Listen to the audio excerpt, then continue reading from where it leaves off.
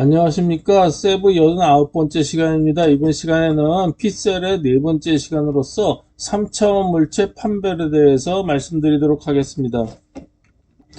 전에도 말씀드렸듯이 3차원은 이제 레벨이 다른 몇 개의 면들이 모여서 형성이 됩니다. 그래서 그 면들의 이제 경계선을 보면은 그게 이제 엣지 또는 이제 그라디언트가 되는데, 특히 이제 그 3차원 물체 같은 경우에서 이제 꺾인 엣지를 이제 코너라고 얘기를 하죠. 그래서 이제 그 이 세 가지 정도가 이제 그 3차원 물체를 이루는 이제 기본적인 이제 그런 그 엘리먼트가 되는데, 이런 데서 이제 그라디언트 같은 경우, 그러니까 구 같은 경우에서는 이제 그라디언트가 이제 이게 쭉 이어져서 하나의 이제 구처럼 이제 보이게 되는 거죠. 이런 경우는 좀 그라디언트가 좀 성기게 그렇게 이제 된 경우이고, 그 다음에 이제 그 정육면체 같은 경우에서는 이제 그 이렇게 면이 세 개로 이루어진 거를 이제 보게 되는 거죠. 여섯 개 면에서 어, 이제 히든, 그러니까 감춰진 거는 세 개고 앞으로 나타난 게 이제 세 개가 되는데, 각각의 레벨이 다 다르게 되죠. 거기서 이제 그 코너가 생겨나게 되는 거예요. 그래서 이거를 코너가 생겨날 때 이제 이 세 개의 면으로 이제 레벨이 추가가 돼서 이런 식으로 이게 육각형이구나 이런 식으로 이제 알게 되는 건데, 이렇게 간단한 물체 같은 경우에서는 이렇게 뭐 간단하게 표시가 될 수 있겠지만, 이런 식으로 복잡한 물체인 경우에서는 굉장히 여러 가지 면으로 이제 이루어지게 됩니다. 그래서 이렇게 여러 가지 면으로 이제 모든 게 이제 세그멘테이션이 될 텐데, 그러니까 쉐이프트 콘을 이용해서 세그멘테이션이 되겠죠. 그랬을 때 이제 여기서도 코더가 존재하고, 이런 경우는 이제 이 엣지가 이제 이게 꺾인 엣지죠. 그래서 이제 코더가 존재하고, 그렇지 않고 스무드하게 존재하는 거는 이제 그라디안트가 있고, 여기서도 이제 그라디안트가 있고 코너가 있고, 이런 식으로 이제 이 3차원 물체가 전부 이제 그 2차원의 쉐입 토큰으로 전부 이제 그 면들로 분해가 돼서 그게 다 조합이 되면서 이제 3차원 물체로 이제 인식이 되는 그런 과정을 이제 거치게 되는 거죠. 그러면은 계속 말씀드렸듯이 이제 3차원 물체를 파악하려면 첫 번째 이제 그 쉐입 토큰을 이용해서 이제 그 2차원 면들을 뽑아야지 되겠죠. 그래서 이거는 전에 이제 말씀을 드렸던 거기 때문에 이제 이런 식으로 이제 그 쉐입 토큰을 이용해서 2차원 물체를 뽑는다. 이거를 이제는 생각을 해야 되고요. 그 다음에 이제 그 두 번째로 이제 뽑힌 면들을 이제 3차원 패턴하고 이제 대조하면서 조합을 해야지 되는 거예요. 그래서 예를 들어서 이러한 그 육각형 정육면체가 있었을 때, 그거가 여기서는 이제 정육면체가 이제 여기서 이제 이 선이 있는 이제 그 정육면체죠. 그거를 이제 했을 때 이런 식으로 그 추출된 에지 컨트롤이나 이런 식으로 이제 추출이 돼요. 그래서 이거는 이제 인공적으로 만든 이미지이기 때문에 이렇게 깨끗하게 이제 이 선들이 엣지 컨투어들이 이제 이어지는 거를 이제 볼 수가 있어요. 그래서 그거를 가지고 이제 쉐입 토큰을 이제 연결을 해보면은 이제 이런 식으로 쉐입 토큰들이 만들어지고, 그래서 그 쉐입 토큰들에 따라서 이제 그거를 이제 여기 전 시간에도 말씀드렸죠. 여기 빈 공간을 이제 확대를 시켜보면은 이런 식으로 돼서 하나의 이제 면이 이루어지는 건데, 이제 몇 개의 원으로 이루어지냐 하면은 이제 여기서 중요한 거가 이제 세 개의 면이 있겠죠. 그 다음에 여기서 이제 엣지를 이제 구성하는 그러한 면들이 이제 계속 이어지는 거고, 그래서 그러한 면들을 이용하면은 이제 이러한 육각형 정육면체로 다시 조합이 될 수가 있는 거겠지요.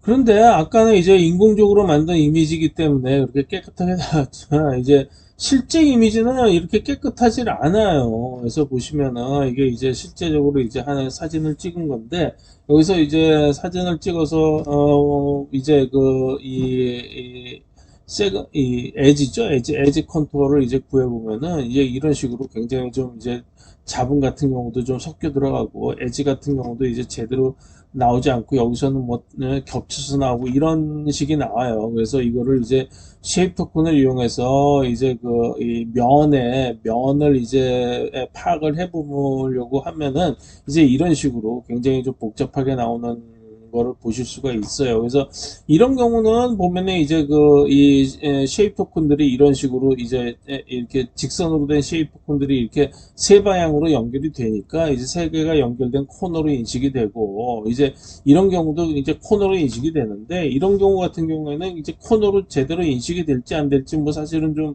아직은 뭐 들려보지 않아서 뭐 잘 모르겠습니다. 뭐 어쨌든 이제 이거를 이제 뽑힌 면들을 가지고 쉐입 토큰을 확장을 해보면은 여기서 이제 그 이러한 면은 나와요. 그러니까 여기서 이제 그 얘가 뻥 뚫렸는데, 뻥 뚫린 것 자체가 이제 그 하나의 쉐입 토큰들이 이제 그 폐쇄 클로즈드를 만들면서 이제 그 클로즈된 어떤 그런 컨투어가 이렇게 나오겠죠. 여기서부터 이런 식으로 컨투어가 쭉 나오면서 패턴하고 비교를 해보면은 이런 패턴이 가장 이제 세 개의 면이 나오는 패턴이 가장 이제 유력하게 이제 될 거예요. 그런데 이제 이런 부분에 있어서 이제 선 같은 이제 그 면들이 처리가 돼야 되고, 이런 것들을 이게 그 어떤 그 사실 이렇게 됐을 때 이거를 다시 이제 보고 그러니까 프로그램으로 짜서 이거를 복원을 한다는 게 뭐 할 수는 있겠죠. 여러 가지 모든 경우를 전부 다 컨디션을 집어넣어서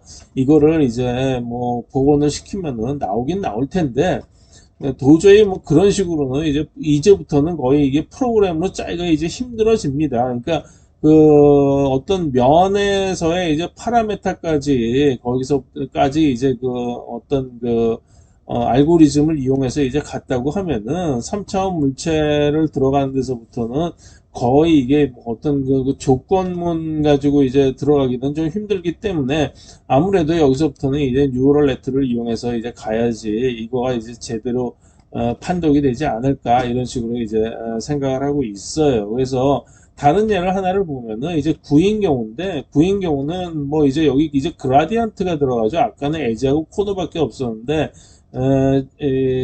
이 구인 경우에서는 여기 에지하고 이제 그라디언트로 이제 이루어지는 거죠. 그래서 이런 경우는 여기서는 이제 이게 그림자죠. 그림자까지 전부 다 같이 해서 이제 학습을 시켜야 되는 거예요. 전에도 말씀드렸지만.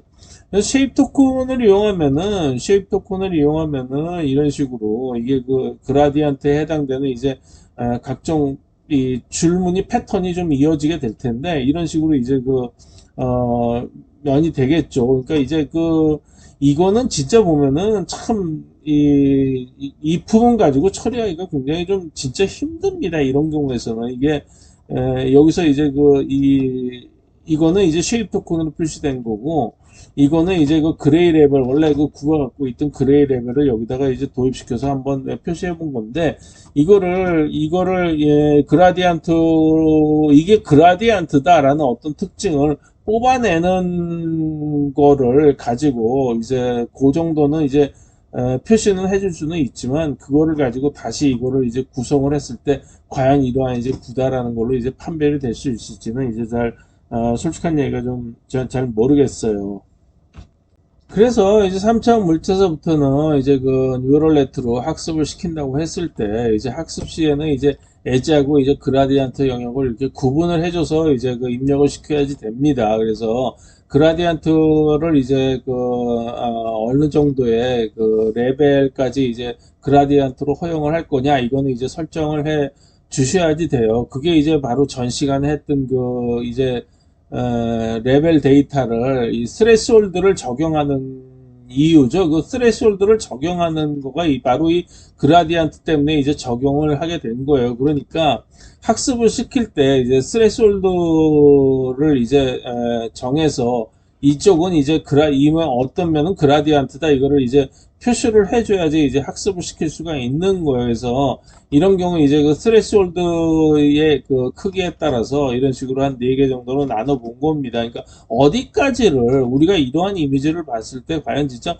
어디까지를 그라디안트로 볼 거냐 하는 거를 이제 문제인데, 이 그라디안트가 되는 어떤 것들은 그라디안트로 판정이 되는 것들은 이런 식으로 같은 색깔로 이런 식으로 표시를 해서, 같은 색깔로 표시를 해서 점점 이제 그라디안트 영역이 많아지죠. 같은 색깔로 표시를 해서 그거를 이제 학습 시에 이제 이쪽은 여기는 그라디안트다. 그러니까 이제 그라디안트로 이제 러닝을 해라. 이런 식으로 이제 넣어주는 그런 식으로 이제 그 학습을 해야 됩니다. 그래서 이제 이런 식으로 그라디안트하고 3차원에서는 이제 그라디안트하고 엣지하고 그다음에 이제 코너 이런 것들을 이제 뽑아서 넣어줘야 되는 거죠. 그러니까 예, 뇌에서도 전에도 계속 말씀드렸지만 이제 그 V1까지는 4대 물리량을 뽑고 V2에서 이제 각종 파라메타를 다 뽑는 거예요. 그래서 이게 V2로 넘어가면은